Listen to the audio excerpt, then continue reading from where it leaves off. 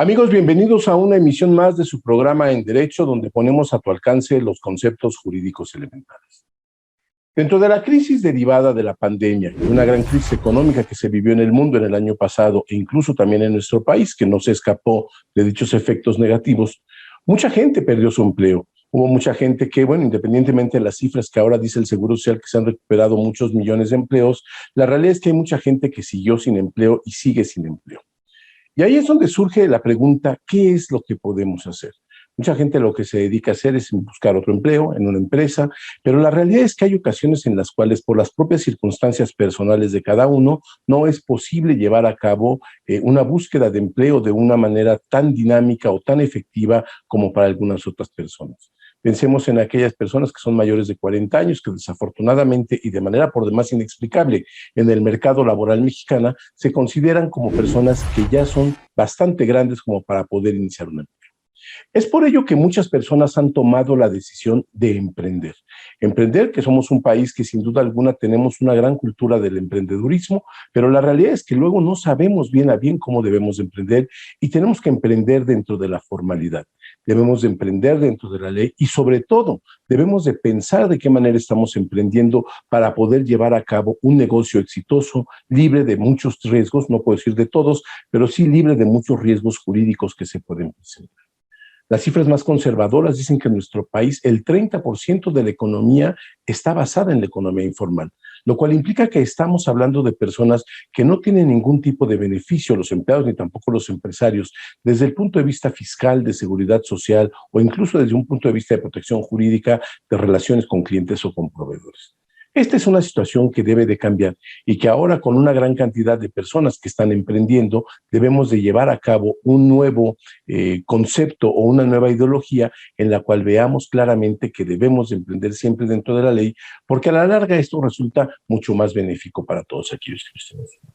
El día de hoy vamos a hablar de los 5 frentes jurídicos que deben de cubrirse por un empresario cuando va a iniciar un negocio, porque de esta manera va a estar más protegido y bueno, a lo mejor en ocasiones pensamos que la inversión o más bien la contratación de abogados o de asesorías para este tipo de situaciones son un gasto más que una inversión. Hoy les vamos a mostrar que no es así, que es una inversión y que a la larga paga y paga bien. No se vaya, regresamos en un minuto.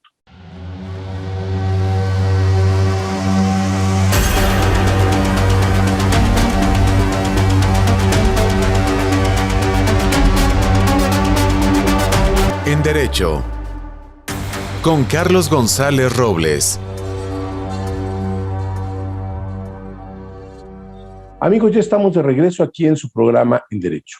Como decíamos antes del corte en la presentación de este programa, derivada de la pandemia del COVID y de una crisis económica que, bueno, muchos dicen que fue sin precedentes en el año pasado, muchos mexicanos que perdieron su empleo se vieron necesitados de llevar a cabo el inicio de algún negocio propio, que como decíamos también, mucha gente decidió hacerlo en la informalidad por muchas razones, porque a veces emprender en la formalidad es más caro, es más complicado, es real que nuestro sistema jurídico y nuestro sistema administrativo no da las facilidades para que la gente pueda emprender de manera legal, y sin embargo, nosotros hemos identificado a lo largo ya de muchos años la existencia de 5 frentes o factores fundamentales que pueden ser la diferencia entre el éxito o el fracaso de una empresa. Son cosas que debemos de cuidar cuando nosotros vamos a emprender. El primero de ellos es cómo nos vamos a relacionar con nuestros socios, cómo vamos a relacionarnos con nuestros accionistas, cómo vamos a llevar a cabo esta relación entre la empresa y las personas físicas que la conforman. El segundo frente que se debe de cuidar es cómo vamos a estar en nuestra relación con el Estado. El Estado implica una serie de obligaciones muy importantes desde el punto de vista fiscal, evidentemente, pero también desde el punto de vista de otro tipo de actividades, por ejemplo, la propiedad intelectual. Si nosotros deseamos hacer campañas de publicidad para nuestros negocios o alguna cuestión así, debemos de tener claramente que debemos de tener una serie de disposiciones que cuidar. Por ejemplo, la protección de datos personales, que existe una ley que se dedica exclusivamente a tutelar este concepto, es algo muy importante que también tenemos que tener claro. Tercer frente, ¿cómo vamos a estar con respecto a nuestros trabajadores? Y aunque usted no lo crea, en muchas ocasiones los trabajadores llegan a convertirse, cuando son trabajadores pues, que son mañosos o que no tienen una ética de trabajo o que no sienten que deben de colaborar con la empresa, pueden llegar a convertirse también en un auténtico lastre para una empresa. Por lo tanto, es muy importante que estas relaciones contractuales laborales también se encuadren dentro de un marco legal específico del cual vamos a hablar en este programa. También se debe de vigilar qué hacemos con nuestros proveedores, cómo vamos a tener una relación legal con nuestros proveedores de modo tal que los proveedores no se aprovechen de nosotros y sobre todo que podamos establecer claramente cuál es el alcance de una relación que estamos estableciendo entre nosotros como empresarios y los proveedores en su calidad, pues como es de prestadores de algún tipo de servicio o de algún producto. Y por último, ¿cómo va a ser nuestra relación con nuestros clientes? Esta es una situación que en ocasiones no le damos la suficiente importancia y tendemos un poco a soslayarla porque creemos que no es posible o que no es conveniente que establezcamos condiciones claras con nuestros clientes por temor a perderlos o por temor a que pues simple y sencillamente dejen de estar interesados en el producto o en el servicio que nosotros ofrecemos. Y desafortunadamente se da mucho con las grandes empresas que en ocasiones se aprovechan del pequeño empresario para poder financiar así algún tipo de producto que ellos requieren o algún tipo de servicio que requieren y que como no tenemos condiciones claras ni en el pago ni en el alcance de las obligaciones, en este sentido es que tenemos nosotros que tener definida claramente hacia dónde estamos llevando a nuestra empresa y hacia dónde es que nosotros vamos a empezar a trabajar con ellos. El primer frente del cual hablábamos es el frente de los accionistas o de los socios. Los mexicanos somos muy dados en ocasiones a emprender basados únicamente en la confianza.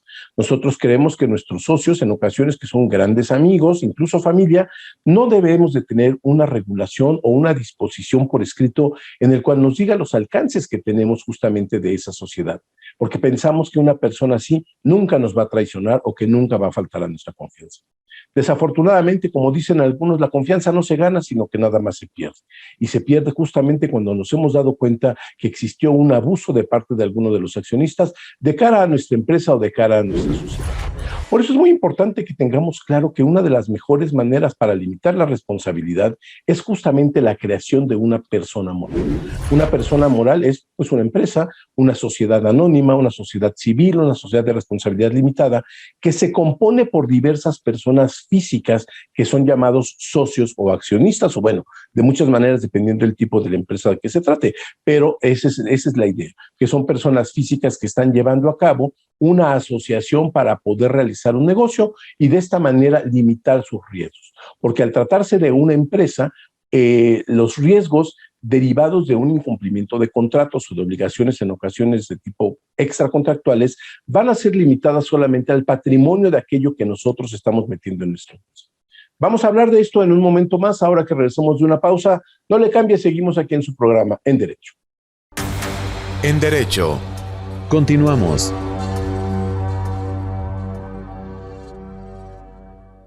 Vivimos en un mundo dominado por las tecnologías de la información y la comunicación. Los medios de comunicación mejoran el alcance y el impacto de nuestros productos y servicios. Incrementa tus clientes y gana posicionamiento en tu marca. Anúnciate en IDC y sé parte de los cambios que marcarán diferencias en los medios digitales 2021. Si estás interesado, mándanos el siguiente código para hacer válida la promoción especial que IDC tiene para ti en conmemoración de sus 35 años.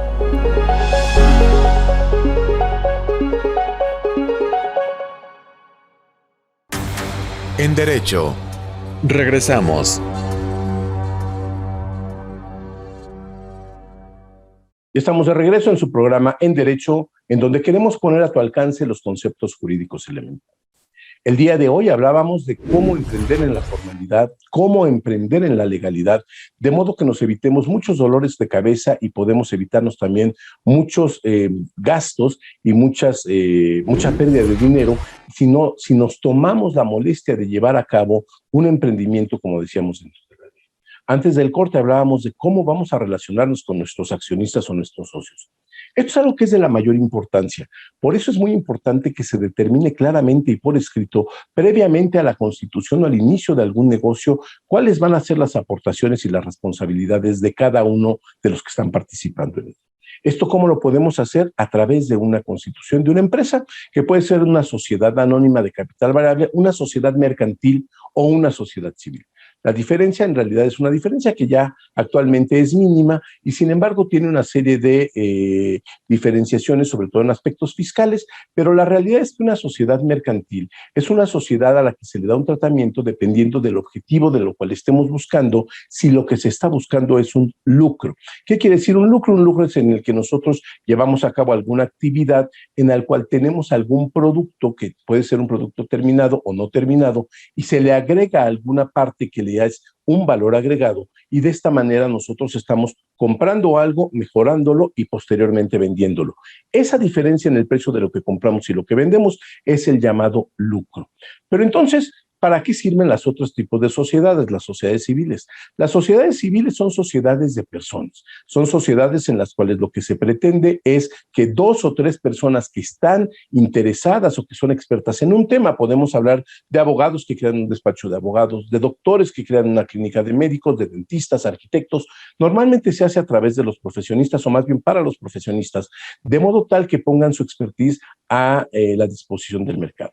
Y a la disposición del mercado quiere decir que tienen que recibir un fin económico que no es forzosamente un fin de lucro porque no existe una transformación de un producto previamente terminado ni tampoco una intermediación con ánimo de lucro como puede ser alguien que hace una importación de un producto desde el extranjero y que lo trae a nuestro país para poder vender. Esa es una diferencia fundamental que tenemos que tener claramente definido al momento en el que vamos a iniciar nuestra empresa.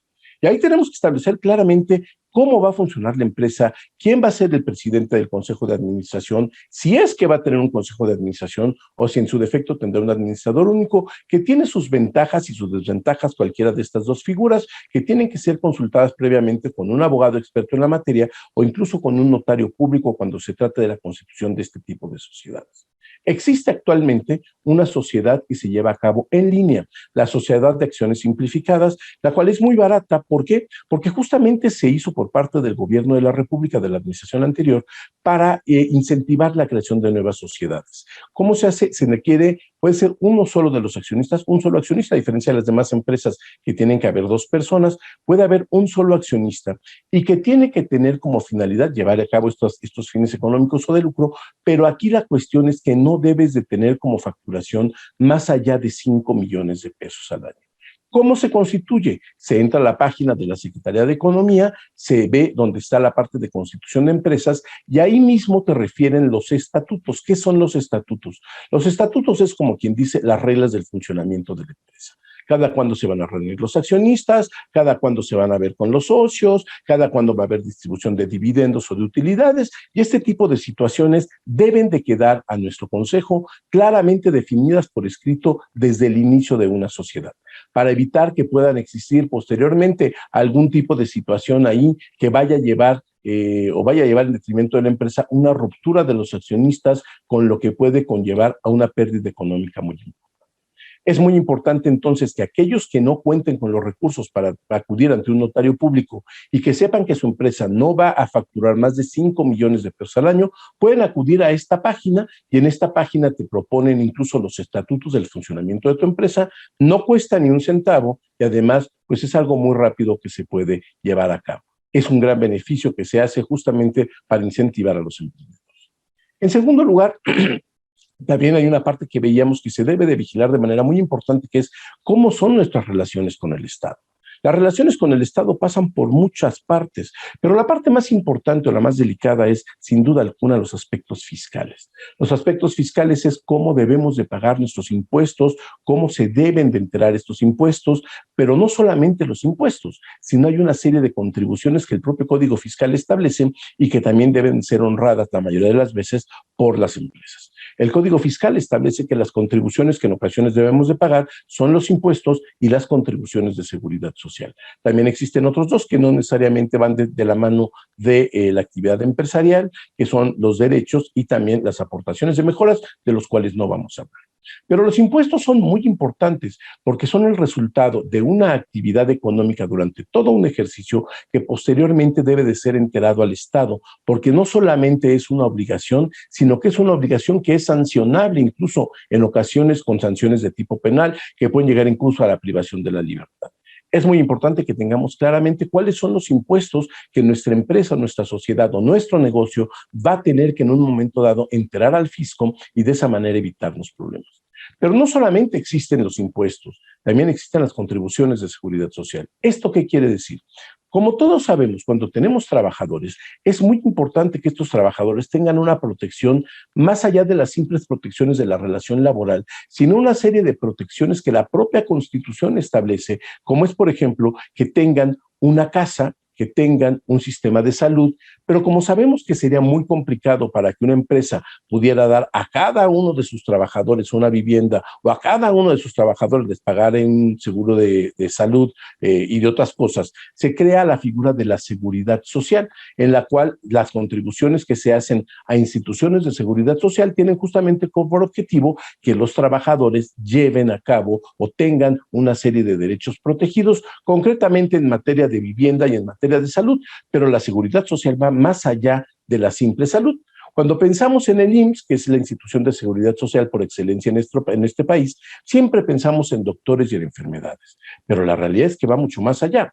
La seguridad social también lo que nos implica, y es una garantía tanto para el patrón como para el trabajador, es que cuando el trabajador ya deje de estar en posibilidad de trabajar, ya sea porque tuvo algún accidente o simple y sencillamente porque llegó a la edad de la jubilación, alguna enfermedad o riesgo de trabajo, va a ser el instituto quien va a cumplir con el sustento, podemos decirlo de alguna manera, de estos trabajadores de manera tal que no se queden sin ingresos durante el tiempo que dura esta eventualidad en caso de ser una enfermedad temporal o para toda su vida en caso de tratarse de una pensión por cesantía en edad avanzada. Es muy importante que veamos que el Seguro Social también tiene otros conceptos de los cuales vamos a hablar regresando de una pausa. No le cambie, estamos en su programa En Derecho. En Derecho. Continuamos.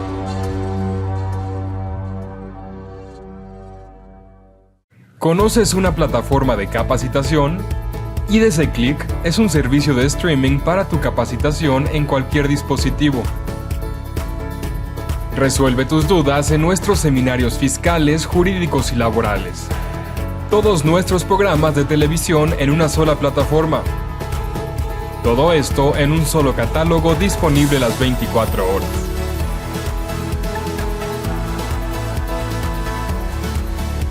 Únete a la familia IDC con la mejor plataforma para una capacitación completa. IDC Click, tu mejor opción.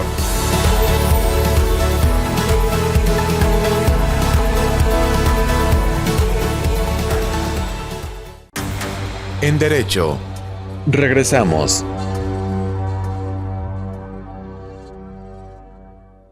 Estamos de regreso aquí en su programa En Derecho, donde ponemos a tu alcance los conceptos jurídicos elementales. Antes del corte estábamos hablando de lo que implica la seguridad social o de lo que incluyen las cuotas de seguridad social. Veíamos que no solamente se trata de servicios de salud, sino también una serie de cuestiones como son las pensiones por tener algún accidente de trabajo, por cesantía por edad avanzada y una serie de prestaciones adicionales que pueden ser incluso, por ejemplo, todos lo hemos visto, las guarderías que tiene el Instituto Mexicano del Seguro Social para las madres que no tienen dónde dejar a sus hijos, algunos centros vacacionales, la parte de la vivienda es muy importante que también se debe de cubrir para que de este modo nuestros trabajadores tengan acceso a la vivienda y eso se hace a través de una figura muy importante que creó el Estado mexicano, que es el Infonavit, y que de unos cuantos 20 años para acá ha funcionado de manera verdaderamente bien, y eso ha permitido que muchos mexicanos cada vez tengan una vivienda ganada con el trabajo y con el producto de su trabajo. Y aquí viene el tercer frente que tenemos que cubrir, que es el frente con nuestros trabajadores. El trabajo deriva de una relación humana finalmente, pero es una relación humana que en muchas ocasiones es desigual y puede llegar a ser desigual por una razón, porque a veces el empresario o el patrón es una persona que puede tener mucho dinero, que puede llegar a tener muchas influencias y de esa manera cree que está en posibilidad de no cumplir con las obligaciones laborales y muchas veces los trabajadores, que son gente muy necesitada en ocasiones y en cuestiones, en poblaciones muy depauperizadas, en la cual ellos van a estar el trabajo independientemente de cualquier tipo de circunstancia y de esto hay patrones que se aprovechan. Por eso nace el derecho laboral, que es un derecho social, es un derecho en el cual hay una intervención del Estado para evitar que el más fuerte, que el poderoso en este caso, se aproveche del más débil.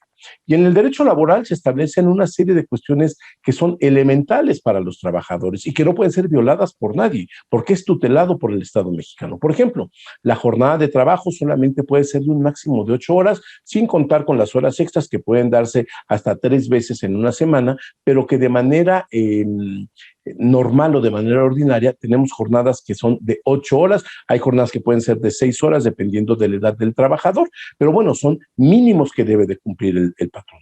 Otro es, por ejemplo, el pago de un salario. El salario, todos sabemos que existe un salario mínimo que en ocasiones es muy bajo, pero bueno, nuestra propia Constitución establece que es lo menos que puede ganar un trabajador, no se le puede pagar menos. El día de descanso obligatorio también es una obligación para el patrón respetarla y es un derecho para el trabajador solicitarla. Todo esto se pone junto con otra serie de cuestiones o de disposiciones en un contrato que es el contrato de trabajo. Este contrato de trabajo, en ocasiones hay patrones que son muy abusivos y que consideran que si convencen a un trabajador de que renuncie, por ejemplo, a recibir su aguinaldo o a recibir sus vacaciones, con eso ya está totalmente liberado de responsabilidad. Pues que creen que esto no es así, porque este tipo de cláusulas, se pongan o no se pongan, se consideran siempre incluidas dentro de una relación de trabajo y es tutelado por el Estado mexicano. Entonces, para evitarnos problemas en el futuro, es muy importante que podamos justamente consultar con un profesional para poder llevar a cabo un contrato de trabajo adecuado para nuestros trabajadores. Viene otro frente que tenemos que cuidar, el frente de nuestros clientes. ¿Cómo vamos a saber lo que le vamos a ofrecer a nuestros clientes? En términos generales, cuando se trata de una prestación de servicios o de la venta de un producto de manera no tan reiterada, sino de una manera un poco más negociada, podemos hablar del establecimiento de un contrato en específico para esa operación.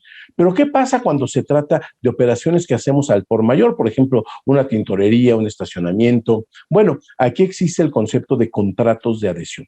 Todos hemos visto cuando llevamos nuestro coche a algún estacionamiento o cuando vamos a alguna tintorería que en el anverso del boleto del estacionamiento o del ticket de la tintorería vienen una serie de cláusulas que determinan claramente a qué se está obligando aquel proveedor. Bueno, nosotros lo que tenemos que hacer en nuestro negocio es una cosa similar, tener claramente determinado a qué es a lo que nos estamos dedicando, cuáles son nuestras obligaciones y cuál es el alcance del servicio que estamos prestando. Porque de otro modo se pueden dar situaciones o pleitos o litigios que pueden llegar a ser muy desgastantes para los empresarios, incluso ante la Profeco o incluso ante tribunales por un incumplimiento de un contrato con un cliente, lo cual consideramos que tiene que ser visto desde el principio como una prioridad, determinar claramente cuáles son estas obligaciones que tenemos de cara a nuestros clientes. Por lo menos dos cosas que son fundamentales: el objeto de nuestro servicio o de nuestra venta y el precio que nos van a pagar. Las condiciones y todo eso se van estableciendo de manera personal o de manera particular en cada uno de las negociaciones que vayamos haciendo, pero la realidad es que cuando se trata de contratos de adhesión, como hablábamos, es muy importante que se establezca desde el principio claramente este concepto para poder evitar que tengamos más conflictos en el futuro, simple y sencillamente por no habernos tomado la molestia de consultar con un especialista que nos diga qué es lo que tenemos que hacer. Y bueno, el último frente del cual nosotros hablamos es el frente de cara a nuestros proveedores. ¿Por qué? Porque nuestros proveedores llegan en ocasiones que el negocio o que el desarrollo de nuestra propia empresa depende en gran medida de lo que hacen nuestros proveedores y de la manera en la cual ellos cumplen con las obligaciones contraídas con nosotros. Y sin embargo, muchas veces no tenemos el cuidado de hablar o de decirlo de manera claramente y sobre todo de plasmarlo por escrito. ¿En qué concepto estamos comprando determinado producto o servicio de nuestros proveedores? Que llega un momento en el que el incumplimiento de un proveedor nos va a hacer que nosotros tengamos incumplimientos con nuestros clientes y de este modo podemos tener contingencias legales y contingencias financieras muy importantes que nos van a hacer que nuestro negocio pueda llegar a fracasar. ¿Qué es lo que tenemos que establecer de manera clara en un contrato con nuestros proveedores? Lo mismo que con nuestros clientes. Es decir, ¿cuál es el objeto del contrato? ¿Qué vamos a comprar? ¿Qué servicio vamos a recibir? ¿Cuánto les vamos a pagar? ¿Cuándo les vamos a pagar? ¿Cuándo nos van a entregar? ¿Cuándo van a cumplir? Porque aunque ustedes no lo crean, hay un gran número de empresas que en los primeros años, en los primeros meses de su vida, tienen problemas importantes con sus proveedores que a su vez se reflejan en problemas que tienen estas empresas con sus clientes que los obligan a cerrar de manera anticipada, lo cual es una cuestión muy triste porque hay muchas personas que lo que invirtieron en esa apertura de una empresa son justamente los ahorros de toda su vida o incluso la liquidación después de haber sido despedidos de un trabajo. Entonces, por eso es muy importante que tengamos claramente definido cuáles son las obligaciones que vamos a establecer de cara a nuestros proveedores. Ahora, debemos de tener una cuestión clara con nuestros proveedores, que es cómo vamos a garantizar el cumplimiento de sus responsabilidades. Hay muchas formas que la propia ley establece y que se pueden establecer también de manera contractual, que puede ser, por ejemplo, una fianza que se pagará para el buen cumplimiento de la obligación de nuestro proveedor, puede ser también a través de una penalización en un contrato en el cual pongamos claramente determinado que en caso de incumplimiento se habrá de pagar una cierta cantidad en dinero como resarcimiento de los daños y perjuicios, y hay muchas otras formas que se pueden ir dando. Y de esta manera es que vamos a poder garantizar, por lo menos de alguna manera conceptual o inicial, cómo es que nuestra empresa va a poder fluir con mayor tranquilidad, con mayor relajamiento y sobre todo con mayor seguridad en este mundo jurídico.